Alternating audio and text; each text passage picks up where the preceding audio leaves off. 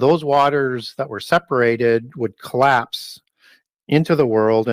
The collapsing waters in the times of Noah, although there was, there is evidence for a great flood. There's too many, um, you know, the people think that this flood story was stolen from place to place. There was a flood, okay, and everybody had stories about it. Is what's going on there.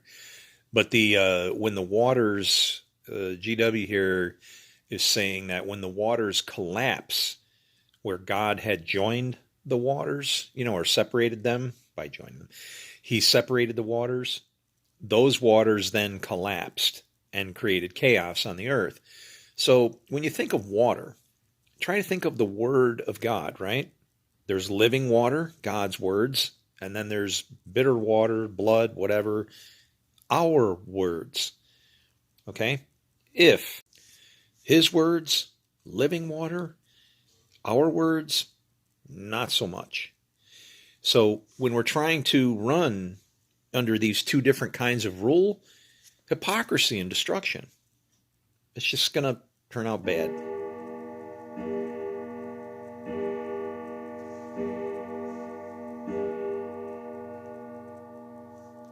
Five. That's good. 500. That's a number of grace. And this is the part of the conversation where things get real, okay? Real. So I want you to think of grace in a different light, okay? Yes, grace is good. Definitely good that God gives us grace. Can you imagine instantaneous judgment? Because it would come via your thoughts. Jesus pushed the judgment up here before it came out here, okay?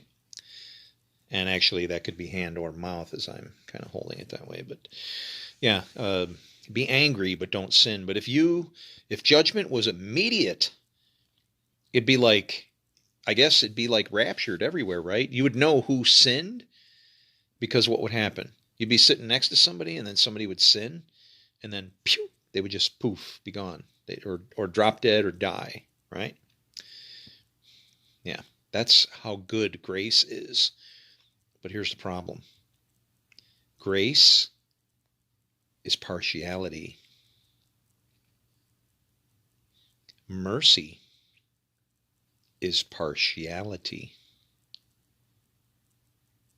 So can you see why evil is necessary? Evil allows the Lord to kind of bend his laws. Can't break them. But boy, can he bend the crap out of them. Talk about grace. Good Friday